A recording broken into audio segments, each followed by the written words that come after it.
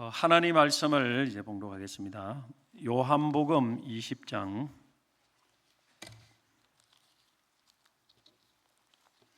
19절에서 23절 말씀을 봉독하겠습니다. 이날 곧 안식 후 첫날 저녁 때에 제자들이 유대인들을 두려워하여 모인 곳의 문들을 닫았더니 예수께서 오사 가운데 서서 이르시되 너희에게 평강이 있을지어다 이 말씀을 하시고 손과 옆구리를 보이시니 제자들이 주를 보고 기뻐하더라. 예수께서 또 이르시되 너희에게 평강이 있을지어다 아버지께서 나를 보내신 것 같이 나도 너희를 보내노라. 이 말씀을 하시고 그들을 향하사 숨을 내쉬며 이르시되 성령을 받으라. 너희가 누구의 죄든지 사하면 사하여질 것이요 누구의 죄든지 그대로 두면 그대로 있으리라 하시니라. 아멘. 나도 너희를 보내노라. 이 말씀 제목을 가지고 말씀을 좀 전하도록 하겠습니다. 정체성이라는 단어를 여러분 많이 들어보셨을 겁니다. 아이덴티티. 이 의미는 개인이나 집단을 특정 짓는 고유한 자질, 신념, 성격, 가치관 등의 집합으로 자신이 누구인지에 대한 일관된 자기 이해를 의미합니다. 좀 어렵죠. 근데 좀 쉽게 말하면 내가 누구인가에 대한 이해가 바로 정체성입니다. 내가 누구냐? 내가 누구인지에 대한 정체성을 분명히 이해를 해야 그 정체성에 맞는 삶을 살게 되고 정체성에 맞는 삶을 살아야 인생이 의미가 있고 가치가 있고 하나님 앞에 인정을 받습니다. 반대로 정체성을 모르고 정체성에 맞지 않는 삶을 살면은 삶은 헛되게 되는 것입니다. 자, 한번 예를 들어 볼까요? 남자의 정체성으로 태어났는데 내가 여자로 살아요. 그러면 이 정체성대로 살지 못하는 것입니다.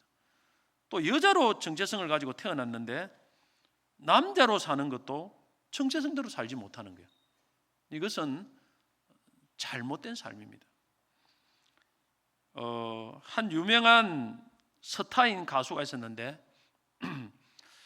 얼마 전에 조금 시간이 되었지만은 음주운전을 하고 뺑소니를 쳤습니다. 또 거기다가 자신이 운전하지 않았다고 거짓말을 또 했어요. 그런 바람에 지금 감옥에 들어가 있습니다. 이분은 참 대스타예요. 많은 대중들의 사랑을 받고 있는 스타인데 근데 굴러온 볼을 발로 차버렸어요. 이 가수의 문제는 뭡니까? 자신이 지금 대중 스타로 공인이라는 정체성을 잊고 살았던 것입니다. 일개 개인 같으면 그렇게 매스컴에서 떠들지 않습니다. 그냥 대충 하고 넘어갈 수도 있겠지만 이분은 공인입니다. 공인이면 공인에 맞는 삶을 살아야 되는데 그렇게 살지 못했습니다. 또 유명한 스포츠 스타도 있었습니다. 이분도 잘 나가던 시절에 그냥 음주운전을 해서 모든 것을 잃어버렸습니다. 이분들이 자신이 누구인가 그 정체성을 모르기 때문에 그 정체성에 따라 살지 못하고 살았기 때문에 그 삶이 그냥 엉망진창이 되어버린 거예요. 예수를 믿는 성도들에게도 정체성이 참 중요합니다. 예수 믿는 성도는 누구냐? 그리고 그 성도의 그 공동체인 교회는 어떤 존재냐? 어떤 공동체냐? 이걸 분명히 우리가 알아야 됩니다. 그리고 거기에 맞는 삶을 살아야 된다는 거예요. 그래야 그것이 하나님 앞에 의미 있는 삶이 됩니다. 자, 우리가 정체성을 알기 전에 먼저 이 정체성을 부여하는 주체가 누군지를 알아야 됩니다. 정체성을 부여하는 것은 내가 자신이 아니에요. 내가 내 느낌대로 내 감정대로 나는 이런 사람이다. 내 느낀 대로 그렇게 살면은 그거는 헛된 인생이 됩니다. 여러분 우리가 가장 쏟기 쉬운 것이 내 자신이에요. 내 느낌, 내 생각, 내 필, 꽂히는 대로 생각나는 대로 이러다가 망한 사람이 한두 사람입니까? 이 동성애 바로 그 대표적이에요. 쾌락주의 대표적입니다. 내가 느낌대로 사는 거예요. 느낌대로. 이게 내 정체성이 아니에요. 우리의 삶에 정체성을 부여하시는 분은 우리의 창조자이시고 구원자이시고 우리 인생의 주인이신 하나님이고 그의 아들 예수 그리스도이십니다. 이때는 아멘을 크게 해야 돼요. 할렐루야. 어떤 물건의 정체성, 이게 물건이 어디에 쓰는 용도냐, 그 정체성을 우리가 부여하는 사람은 그 물건을 만든 사람입니다. 자, 야구방망이를 만들었어요. 공장에서 어떤 분이. 그 야구방망이는 뭐하라고 만들었겠습니까? 야구공을 치기 위해서 만들었어요. 야구공을 치기 위해서. 그런데 깡패는 그걸 이제 들고 야구공을 치는데 이제 사람을 치는 거예요. 어깨에 메고 다니면서. 이거는 불법 용도 변경이에요. 그 정체성하고 전혀 맞지 않아요. 칼도 만드는, 칼은 음식을 요리하고 만드는데 이걸 강도는 이걸 또 다른 용도로 쓴다는 거예요. 이 정체성이 안 맞는 거예요. 그러니까 삶이 엉망이 되는 거예요. 그 좋은 야구방망이 칼이 이상한 흉기가 된다는 것입니다. 끔찍한 흉기가 되는 거예요. 한 유명한 야구 선수가 있었습니다. 아마 제 나이 또래 된 사람은 다 알 거예요. 이분이 은퇴 후에 그 야구방망이로 일가족 3사람을 때려 죽였어요. 자신도 자살하고. 그 예전에 매스컴에 나왔지 않습니까? 그러면 하나님이, 우리 예수님이 우리 성도들을, 교회를 어떤 목적으로 만들었느냐, 어떤 정체성을 부여했는지 이걸 우리 알아야 됩니다. 크게 2가지예요. 첫째는 부름받은 공동체고, 둘째는 보냄받은 공동체입니다. 첫째는 우리의 정체성은 세상으로부터 하나님께로 부름받은 공동체입니다. 고린도전서 1장 2절의 말씀에 보면 고린도에 있는 하나님의 교회 곧 그리스도 예수 안에서 거룩하여지고 성도라 부르심을 받은 자들과, 부르심을 받았습니다. 성도는 세상으로부터 구원을 받기 위해 하나님께 부름을 받아서 교회에 소속이 돼서 교회에 모였습니다. 그래서 교회는 부름받은 구원 공동체 모임이 교회입니다. 이것이 일반적으로 말하는 교회입니다. 이 교회를 신약 성경의 헬라어로 보면은 에클레시아라고 합니다. 에클레시아. 에클레시아는 불러내다는 거예요. 세상에서 불러냈습니다. 하나님이. 신약 성경에 114번 사용됐고 바울 서신에서 62번 사용한 이 교회에 대한 가장 기본적인 정의에 대한 용어가 에클레시아입니다. 불러서 모이게 하시다. 불러냈다. 죄악된 세상에서 죄만 짓고 지옥 가는 영혼들을 하나님 불러내어서 거기서 끄집어내어서 죄를 씻기고 구원하셔서 거룩한 공동체로 만들어 놓은 것이 교회입니다. 이것이 교회의 정체성입니다. 여러분, 이 정체성을 가진 성도들은 어떤 삶을 살아야 되겠습니까?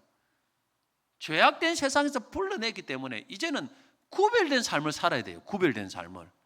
세상과 다른 거룩한 삶을 살아야 됩니다.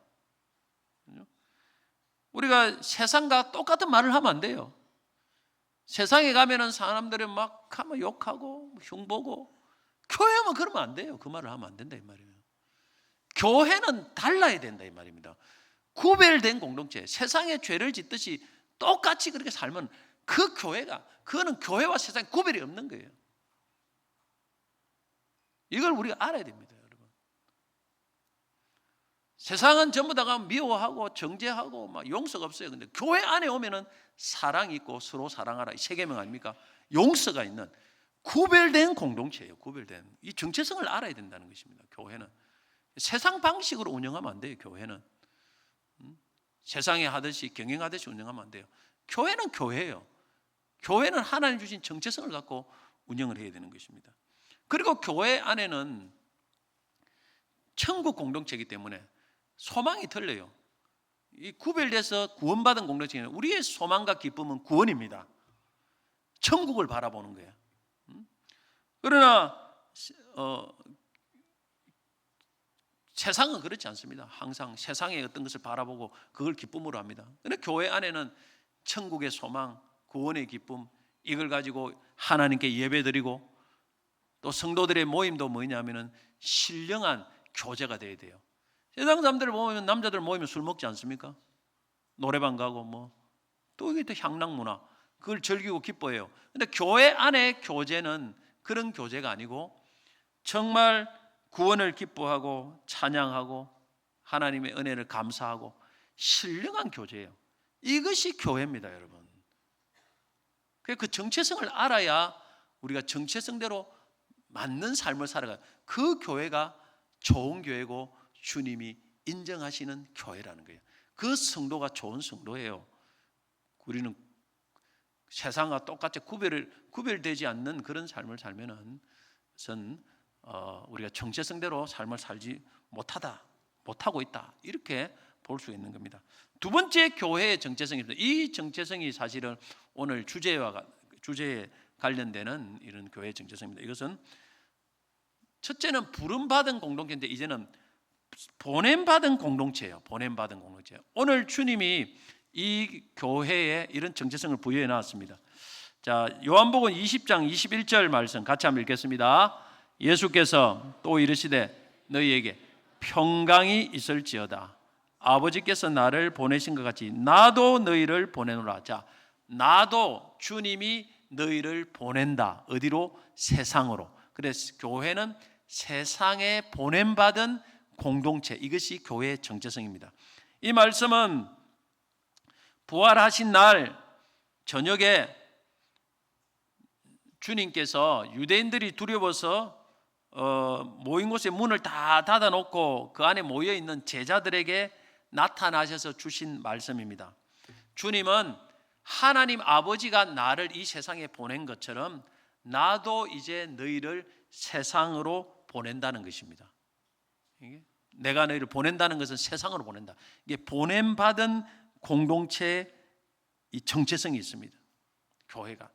여러분, 예수님의 12제자를 주로 이제 사도라고 합니다. 또 외에도 다른 사도 있지만 주로 사도라고 해요. 이 사도라는 뜻은 헬라어로 보면 아포스톨로스라는 뜻입니다. 아포스톨로스. 이 뜻의 의미가 뭐냐면은 보냄을 받은 자라는 뜻입니다. 좀 쉽게 표현해서 파견된 자, 전령입니다. 예수님이 이 사도라고 부른 것은 너희들을 세상에 파송한 자, 보낸 자라는 뜻으로 사도를 이렇게 한 거예요. 그래서 사도는 앉아 있으면 안 됩니다. 세상에 가서 뭔가 사명을 감당해야 됩니다. 이 사도만 이 세상으로 파송된 것이 아니고 교회도 세상으로 파송된 공동체입니다. 왜냐하면 교회는 사도의 터 위에 세워지기 때문에. 그래서 예수님이 이 사도들을 보낸다고 할 때 그 안에는 교회까지 포함되어 있습니다. 이것이 교회의 사도성입니다. 사도성. 교회는 사도적 교회가 되어야 됩니다. 세상에 보내진 교회가 되어야 됩니다. 그러면 세상에 뭐 하려고 주님이 보내십니까? 교회를, 성도를 보냅니까? 영혼 구원의 사명을 감당하라고 보내신 거예요. 예수님이 이 땅에 오신 목적이 뭡니까? 이 땅에 오셔가지고 우리 죄를 위해 십자가 죽으시고 영혼을 구원해 주시려고 오신 거 아닙니까? 관광하러 오셨습니까? 예수님이 그렇게 오신 거 아니에요. 크루즈 타고 달렸습니까? 예수님이 그런 거 아니에요. 영혼 구원을 위해서 오셨어요. 예수님이 전도하시고 십자가 지시고. 그걸 이제는 영혼 구원은 예수님이 십자가만 지신 거로 끝나는 것이 아니고 이제 그 예수님이 우리 죄를 위해서 죽으신 것을 사람들이 믿어야 됩니다.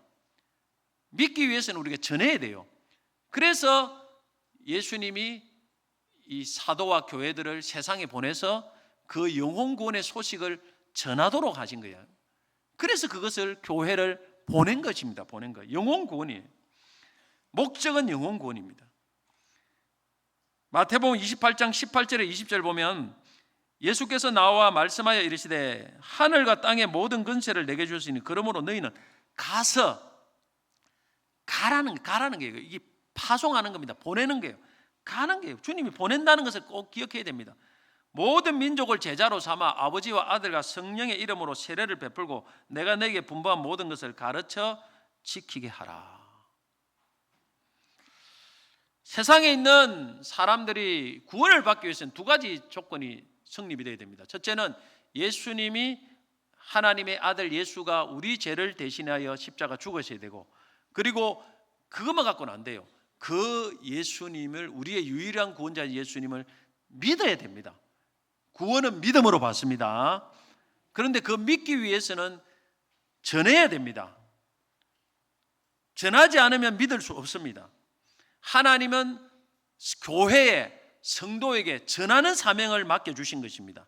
로마서 10장 14절, 그런즉 그들이 믿지 아니하는 일을 어찌 부르리요, 듣지도 못한 일을 어찌 믿으리요, 전파하는 자가 없이 어찌 들으리요.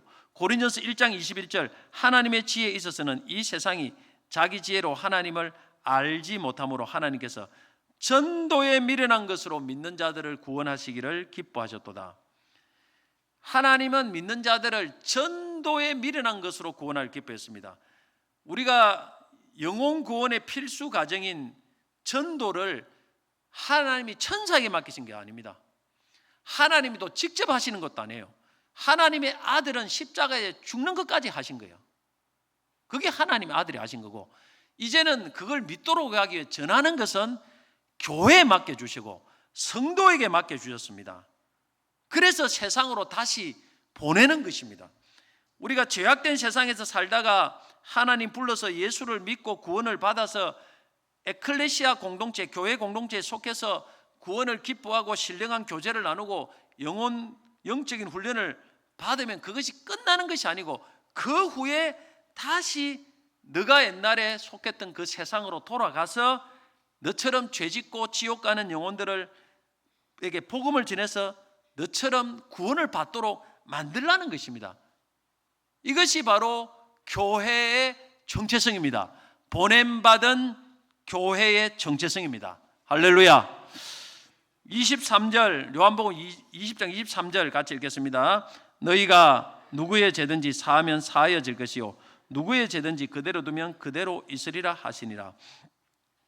자, 이것은 우리 자신이 죄사함을 해주는 권세가 있는 것이 아니고, 우리가 전하는 예수 그리스도 복음을, 그것을 사람들이 듣고 믿으면 그 사람이 죄가 사함을 받게 된다는 거예요. 죄 사함을 받고 영생을 얻고 천국에 가니까 우리가 전하는 이 복음 안에 어마어마한 영혼 구원의 권세가 있습니다. 우리가 이 복음을 전거는 죄 사함을 받게 하는 너무너무 중요한 사명입니다. 여기서 천국과 지옥이 갈라지는 거예요. 어떤 인간이라도 죽기 전에 믿으면 천국, 할렐루야. 안 믿고 죽으면 지옥이에요. 그냥 이 땅에 아무리 호식을 하고 성공을 하고 살아도, 대통령이 되더라도 안 믿고, 예수를 안 믿고 지옥 가버리면 그 사람은 성공한 인생 아니에요. 영원히 지옥에서 거기서 고통을 받아야 되는데, 그런데 믿기만 하면은 여러분 천국입니다. 영생입니다. 이게 얼마나 중요합니까? 이것이 복음 증거에 달려 있다는 것입니다. 절대 우리가 복음 증거를 우습게 여기거나 가볍게 여기면 안 됩니다. 이 세상에 이보다 더 귀한 사명은 저는 단연코 없다고 생각합니다. 돈을 억만금 있어도 한 사람 천국 보낼 수 있겠습니까? 못 보냅니다. 여러분, 박사 학위를 100개를 따도, 세계에서 최고 유명한 박사 학위를 100개를 따도 한 사람 천국 보낼 수 있는 건 없습니다. 그러나 이 복음을 전할 때 그 사람 믿기만 하면 그 영혼은 천국에 가는 거예요. 이 복음 안에는 영혼을 구원하는 권세가 있습니다. 할렐루야. 저는 대학에 처음에 들어갈 때, 서울에 대학을 들어갔는데, 그때 목사가 되려고 들어가지 않았습니다. 세상적으로 출세하려고 들어갔어요. 그래서 공부를 열심히 해서 내가 바라는 이 높은 이 지위에 올라가려고 그런 꿈을 가지고 저는 대학에 들어갔습니다. 사실 그 기대를 받으면서. 그런데 제가 이제 대학 1학년 때부터 본격적으로 예수를 믿기 시작했어요. 예수를 알게 되고 예수님을 믿게 되고 천국과 지옥을 믿게 되었습니다. 그리고 나서 내 생각이 바뀌었어요. 내가 아무리 공부를 열심히 하고 세상 남들이 부러워하는 지위로 올라가서 있었다, 그렇게 됐다 치자, 그때 뭐가 남느냐는 거야. 그거 가지고 천국 갈 수 있는 것도 아니고 아무것도 아니에요. 너무너무 허무한 거예요. 이 천국과 지옥을 생각하니까 너무너무 허무한 거예요. 하나님 앞에 섰을 때 너무너무 공허한 거예요. 그 자체가. 이렇게 인생이 끝나버리면 되겠는가? 그래서 하나님께서 저희 마음속에 복음을 전해서 영혼이 구원받고 천국 가는 것보다 더 귀한 것은 없다는 것을 확신을 시켜주셨어요. 저는 예수 믿고 나서 얼마 안 돼서 바로 이런 강력한 은혜가 임했습니다. 그래서 하나님의 부름을 받아서, 주님의 부름을 받아서 세상 길, 내가 출세하던 길을 다 내려놓고 복음을 전해서 영혼을 구원하는 그런 사람이 되어야 되겠다 생각하고 대학원을 신학대학원에 가서 지금 목사가 된 거예요. 여러분, 이 세상 부귀영화 장수를 다 누려도 그 영혼이 죽어서 영원한 지옥에 떨어지면 그 사람의 인생을 잘 살았다고 말할 수 있는 사람은 아무도 없습니다. 그래, 이 땅을 떠날 때 영원한 천국에 들어간다면 그 인생은 복된 인생이라고 말할 수 있습니다. 얼마 전에 우리 교회도 이동률 집사님 아버님 대신에 이재백 성도님이 2, 3주 전에 이 땅을 떠났습니다. 이재백 성도님은 사실은 경찰서장까지 하신 분이에요. 굉장히 지위가 높으신, 세상적으로 말하면 총경까지 하시는 거예요. 굉장히 어떤 나름대로 성공적인 삶을 사셨다고 볼 수가 있습니다. 그런데 이재백 성도님과 그 부인, 우리 지금 교회 나오지만 건경아 성도님, 이동률 집사님의 부모님이 교회를 안 다녀요. 그래 이동률 집사님이 서울에 있는 모든 사업체를 정리하고 고향에 내려왔습니다. 목표는 부모 전도예요. 부모님 전도하기 위해서 모든 것을 정리하고 이 대구로 내려왔다고 했습니다. 그래서 이제 어머니는 교회를 먼저 데리고 오셨는데 아버지가 교회를 안 다녀요.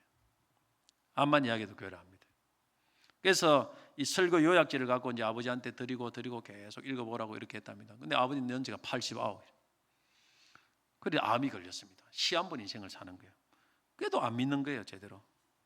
그러다가 이제 돌아가시기 한 달 예전에 그렇게 완고하던 분이 참 마음 문이 열리더랍니다. 열리고 자기 죄를 회개하고 예수를 믿겠다고 하더랍니다.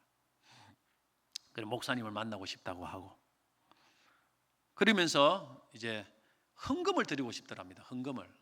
평생을 한 번도 헌금을 드린 본 적이 없어요. 이제 교회 한 번도 오시지 않았으니까. 그 아픈 상태에서 오실 수도 없고 헌금을 드리고 싶다 하길래, 그래서 그때 이제 병원에 있을 때 지갑에 있는 그 돈을 다 끄집어내서 거기 뭐 한 몇십만 원 되는 것. 그래서 마지막 헌금을 드렸답니다. 이 마지막이자 처음 헌금을 드리고 그 드린 주일날 오후에 천국에 부름 받았습니다. 만약에 이재백 성도님이 마지막까지 예수를 믿지 않았다면 그 인생은 어찌 보면 실패한 인생으로 끝났을 것입니다. 그러나 마지막 막차를 타고 이제 참 돌아가시기 정말 가까스로 예수를 믿어서 인생은 영원히 복받은 인생으로 바뀐 줄 믿습니다. 그래서 우리가 장례를 잘 이렇게 마지막까지 잘 치러 드렸습니다. 이처럼 복음 전하는 사명은 성도가 해야 될 가장 중요한 사명입니다. 이 세상 어떤 것과도 바꿀 수 없는 사명이에요. 이거 여러분 헌시작처럼 버리지 마시고입니다. 이걸 버리는 사람은 마치 야곱의 형 에스가 팥죽 한 그릇에 그죠? 자기 장자권을 팔아먹는 것 같아요. 얼마나 하나님이 귀한 우리에게 주신 특권 중에 특권입니다. 마태복음 4장에 보면 물고기 잡는 어부인 사람들을 예수님이 제자로 부르시면서 이런 말씀을 했습니다. 마태복음 4장 19절 말씀하시되 나를 따라오라 내가 너희를 사람 낚는 어부가 되게 하리라. 물고기 낚는 어부에서 예수님은 제자들을 불러서 이제는 사람 낚는 어부가 되어라. 물고기 잡아가 돈 벌려고 하는 거 아닙니까? 이제는 그게 목적이 되면 안 된다는 거죠. 이 돈 버리는 게 목적이 되면 안 된다는 거예요. 이제는 너희들이 사람을 구원하는, 사람을 낚는 것이 목적이 되도록. 이 주님이 우리를 만나시고 부르실 때 목적을 바꿔주는 겁니다. 내 인생의 목적이 바뀌어야 삶이 바뀝니다. 아직도 여러분 돈 버는 것이 내 인생의 목적이고 세상에 어떤 것이 얻는 것이 목적이 되는 인생은 여러분 예수를 똑바르게 만나야 됩니다. 예수를 똑바르게 만나면 그게 목적이 안 돼요. 그거는 수단이에요, 수단. 저도 점검 있으면 뭐 은퇴하게 되겠죠. 담임 목사. 뭐 이번 또 노예는 또 내가 노회장도 됩니다. 노회장도 되고 조금 지나면 다 없어져요. 그거는 노회장은 1년 다니면서 은퇴하면 그 순간 없어져요. 그러나 주님 앞에 서는 그날까지, 마지막까지 우리에게 주어진 이 정체성은 뭐냐면 성도고 예수의 제자고 예수님의 증인입니다. 예수의 증인. 이거는 우리가 마지막 주님 안에 갖는 그날까지 끝까지 우리가 갖고 있는 마지막 정체성이에요. 우리가 은퇴하고 나서도 마지막까지 우리는 예수의 증인으로 살아야 됩니다. 할렐루야. 예수의 증인으로 살아야 돼요. 반쪽짜리 성도가 되시기 마시기 바랍니다. 에클레시아 거기 머무르 있는 성도가 되지 마시기 바랍니다. 부름받은 그 안에만 머물면 안 돼요. 이 반쪽짜리 신앙생활이에요. 이제는 보냄받은, 세상에 파송받은 사도적 교회가 돼야 됩니다. 교회도 그냥 모여서 교제만 하는 교회만 되면 안 돼요. 예배만 드리는 교회만 되면 안 됩니다. 이제는 사도적 교회, 보내는 교회, 보냄받은 교회, 거기서 세상에 사람을 낚는 교회 되어야 됩니다. 이것이 온전한 주님이 말씀하시는 교회고 온전한 성도의 모습입니다. 할렐루야. 그런데 문제가 있어요. 문제는 뭐냐면 오늘날 우리 성도와 교회들이 부름받은 공동체 에클레시아에 머물고 가고 현실에 안주하고 보냄받은 이 정체성, 사명을 감당하지 않으려고 한다는 것입니다. 자, 오늘 말씀에도 제자들은 부활하신 예수님을 보고 기뻐했습니다. 요한복음 20장 20절 보면 이 말씀을 하시고 손과 옆구리를 보이시니 제자들이 주를 보고 기뻐하더라. 야, 얼마나 기쁘겠습니까? 예수님 죽었다가 살아나시고 부활하시던 거. 야, 이 예수님 진짜 하나님 아들이구나. 우리가 정말 이제는 구원받겠구나. 기쁘지 않습니까? 그런데 거기면 머물면 안 된다는 거예요. 주님이 뭐랍니까? 21절에 곧바로 내가 너희를 보내노라. 세상에 보낸다. 거기 머물지 말라는 거예요.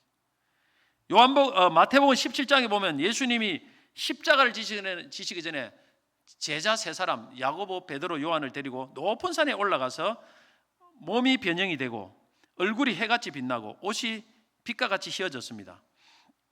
그리고 구약의 모세와 엘리야와 함께 대화를 하는 신비로운, 지금 말하면 아주 신비로운 그런 체험을 제자들이 합니다.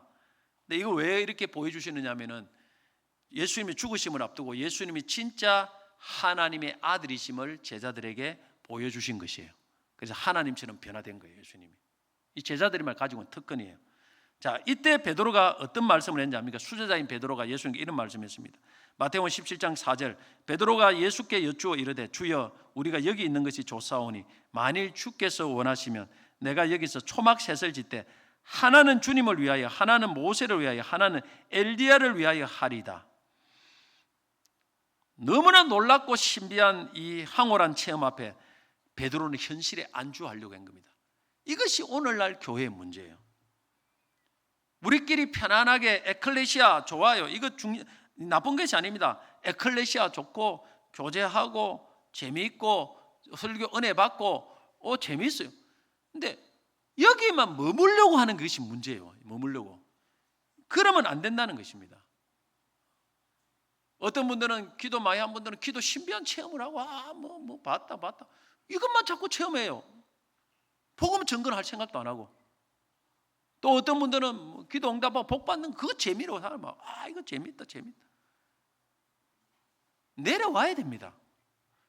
그 높은 산에서 신비한 체험에 머물면 안 됩니다. 내려와야 돼요. 내려와서 거기서 복음을 전해야 됩니다. 예수님이 그 산에서 머물렀다면 우리의 구원은 물 건너간 거예요. 예수님은 십자가 내려와서 십자가를 져서 우리 구원을 이루어 가신 것처럼 우리도 뭔가 우리가 에클레시아 그 공동체에 머물러서 거기서 위로받고 은혜 받고 축복받고 좋습니다. 근데 거기에 머물려고 하는 그게 문제예요. 그것이 우리 신앙의 최정상이 아닙니다. 가장 성숙된 지점이 아니에요. 내려와서 십자가를 지고 희생을 하고 낮아지고 섬기고 세상에 가서 죄인들과 더불어 그 살고 약한 자를 돌보고 병든 자를 치료하고 그들을 인도해야 돼요. 여기에는 수많은 희생이 있고 십자가를 져야 됩니다. 십자가. 이것이 신앙의 최정점입니다. 최정점. 가장 성숙한 사람이에요. 여기가 조사오니? 이거는 하나의 과정이에요. 주님이 왜 이 베나산상 보여줬습니까? 하나님의 아들임을 경험하고 나중에 예수를 증거하라는, 그걸 위해서 보여준 거 아니겠습니까? 거기 머물라고 보여준 거 아니에요. 머물라고 축복 준 게 아닙니다. 여러분, 하나님이 주신 복이 있습니까? 물질에 복 받았습니까? 머물라고 준 게 아니에요. 그걸 가지고 십자가를 지라는 거예요. 하나님이 신비한 경험을 해주고 우리에게 은사를 주고 기도 힘을 주고 거기 머물라고 준 것이 아니고 그걸 가지고 십자가를 지고 너보다 약하고 어려운 사람들 찾아가서 그들을 살리고 변화시키고 섬기라고 그걸 준 겁니다. 할렐루야. 이해를 잘해야 됩니다. 이해를 잘해야 돼요. 많은, 다 그런 건 아니지만 어떤 교회들은 뭐 많은 교인 다수가 우리는 이런 교회를 되게 원합니다. 이런 교회 편안하게 만들기 원합니다. 그 교회의 정체성은 주님이 부여하신 것이지 성도 다수가 부여한 건 아니에요. 그런 교회는 교회의 정체성을 잃어버리고 성령이 떠나가는 교회입니다. 좋은 교회 아니에요. 그 절대. 편안하게 해주면서 교회로 성도를 많이 모으는 거 절대 좋은 교회 아닙니다. 그거는 나는 생각합니다. 그거는 성경적인 교회 아니에요. 절대적으로. 그러니까 설령 교회에 성도들이 많이 모인다고 해도 그 교회는 성경적인 교회 아니에요. 세상에 나가서 사람들을 살리고 그 치료하고 섬기는 교회가, 그것이 좋은 교회예요. 반쪽짜리 성도가 되면 안 됩니다, 여러분. 나가서 복음 전해서 불신 가족을 가서 전해서 섬겨서 구원하고, 동네에 가서 지옥 가는 영혼도 구원하고, 회사 가서 지옥 가는 영혼 구원하고. 할렐루야. 그것이 우리에게 주신 정체. 누가 하겠습니까? 우리가 안 하면. 정치인들이 하겠습니까? 성도가 할 수밖에 없어요. 우리는 예수의 증인이기 때문에. 그래서 이렇게 세상을 보내받은 교회의 사명을 감당하기 위해서는 우리가 정말 쉽게 할 수 없습니다. 우리에게 필요한 것이 있습니다. 우리 뭔가 받아야 돼요. 이 두 가지를 받아야 되는데, 첫째는 주님이 주시는 평강을 받아야 됩니다. 오늘 본문 부활하신 주님께서 두려워하는 제자들에 오셔서 두 번이나 평강을 주셨습니다. 자, 요한복음 20장 19절 같이 읽겠습니다. 이날 곧 안식 후 첫날 저녁 때에 제자들이 유대인들을 두려워하여 모인 곳에 문들을 닫았더니 예수께서 오사 가운데 서서 이르시되 너희에게 평강이 있을지어다. 21절 읽겠습니다. 예수께서 또 이르시되 너희에게 평강이 있을지어다. 아버지께서 나를 보내신 것 같이 나도 너희를 보내노라. 두 번이나 주님이 평강이 있을지어다. 평강을 주면서 가라고 했어요. 여러분, 우리가 보냄받은 교회로 가서 세상에 가서 영혼을 구원하려고 하면 수많은 공격을 당합니다. 핍박을 당하고 비웃음을 당해요. 이때 두려워하면은 여러분 아무것도 사명을 감당할 수 없습니다. 그래 주님이 평강을 주신 게 어떤 것을 흔들리지 않는 담대한 편병이 있어야 보냄받은 공동체의 사명을 감당할 수 있다는 것입니다. 제가 아는 목사님이 있습니다. 목사님 사모님이 있는데 정말 은사가 다양해요. 너무 많습니다. 교회를 개척했는데 얼마 되지 않아가지고 출석이 200명이 됐어요. 200명. 대단하지 않습니까? 성공한. 많은 선교 사역도 감당하고. 그런데 어느 날 뜻하지 않게 사모님 우울증이 왔어요. 평강이 무너졌어요. 그로부터 교회가 무너지기 시작했습니다. 사모님 뒷받침 하는 목사님도 제대로 못하고, 그래서 교회가 완전히 꺼져버렸어요. 성도들이 많이 나가버리고 완전히 꺼져, 목사님도 사임하고. 그래서 내가 이걸 보면서 능력도 중요하고 은사도 중요하지만 그보다 더 중요한 것은 평강이다. 마음을 지키라. 생명이거니 이에서 남인다. 우리 사도 바울님께서 늘 서신서에 은혜와 평강이 있기를 기원한다 이런 인사를 많이 했습니다. 은혜와 투톱은 평강이에요. 여러분 은사가 많이 없어도 그래도 사역은 할 수 있어요. 능력이 많이 없어도 그래도 할 수 있습니다. 그런데 평강을 잃어버리면 다 잃어버려요. 아무리 능력이 많은 사람도 평강을 잃어버리는 사람은 하나님의 사명을 감당할 수가 없더라고요. 그래서 내적인 평강을 여러분 항상 구해야 돼요. 마음이 흔들리면 안 됩니다. 두려워하면 안 됩니다. 두 번째로는 뭘 받아야 되느냐면 성령의 능력을 받아야 됩니다. 자, 22절 요한복음 20장 21절 같이 읽겠습니다. 이 말씀을 하시고 그들을 향하여 숨을 내쉬며 이르시되 성령을 받으라. 자, 내적으로는 평강을 받아야 되지만 외적으로는 성령의 능력을 받아야 됩니다. 충만을 받아야 돼. 사도행전 1장 8절에 보면 오직 성령이 너희에게 임하시면 너희가 권능을 받고 예루살렘과 온 유대와 사마리아 땅까지 내 증인이 되리라. 자, 성령의 임하면 너희가 권능을 받아야 된다. 그래야 증인이 된다고 했습니다. 저의 삶에도 가장 전도 열매가 많이 맺혀진 때는 항상 기도 열심히 해서 성령의 충만함 받고 능력을 받았을 때입니다. 그러나 기도가 좀 약했을 때는, 성령의 능력이 강하게 임하지 않을 때는 전도 열매가 없어요. 난 이걸 수없이 경험했습니다. 왜 그런 겁니까? 전도는 영적 전쟁이에요. 전쟁. 우리 마귀를 공격할 때 마귀가 가만히 있지 않아요. 그래서 성령의 능력 안 받고 가면요, 사람은 튕겨나가요. 튕겨나갑니다. 안 돼요. 땡겨올질 않아요. 내가 약하니까. 내가 상처받고 힘들고 괴로워요. 되지도 않고. 그런데 성령의 능력을 받고 충만 받으면 마치 강한 자석이 있는 것처럼, 강한 자석은 쇠붙이를 땡기지 않습니까? 사람들이 막 땡겨와요. 그냥 막 땡겨옵니다. 그러면서 이 영혼들이 붙어지게 되는 거예요. 성령께서 그렇게 만들어 가십니다. 여러분, 이걸 나는 정말 많이 경험했어요. 이거 내 힘으로 하는 게 아니에요. 그 사람의 재주로 하면, 내 경험으로 하면 한 영혼도 건지기 어렵습니다. 우리 인간의 재주는 성령 앞에서는 아무것도 아닙니다. 그거는 번데기 앞에 주름 잡는 거예요. 포크레인 앞에 삽질하는 것이고, 하이타이 앞에 거품 내는 것이고, 귀신 앞에 머리 푸는 것 같아요. 아무것도 아니에요.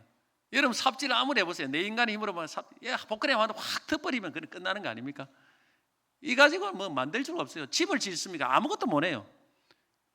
성령의 능력 받으면 한 삽 떠버리면 그냥 내가 뭐 몇 년 한 것보다 더 강력한 능력이 나타난다는 것입니다.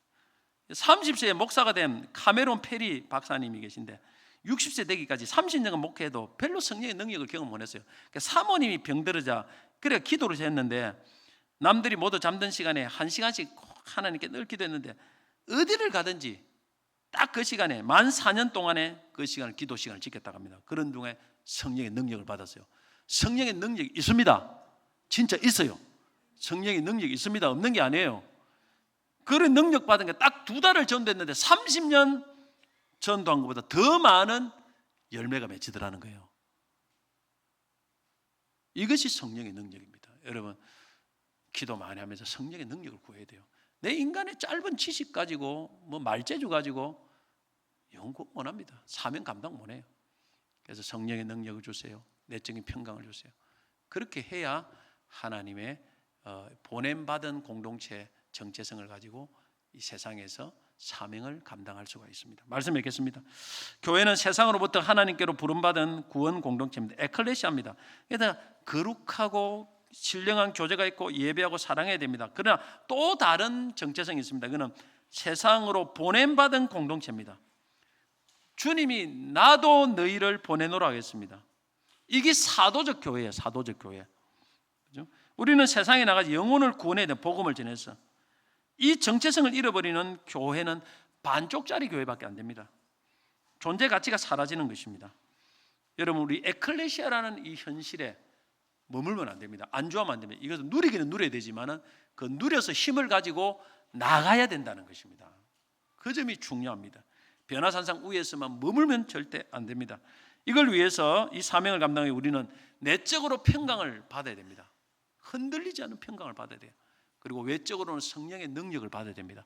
이거는 주님이 주시는 거예요. 그래서 우리 모두가 정말 세상으로 보냄받은 이 정체성에 맞는 그런 삶을 살아서 많은 영혼들을, 우리가 할 수 있는 만큼 많은 영혼들을 살려내는 그런 성도들이 다 되시기를 주의 이름으로 축복합니다.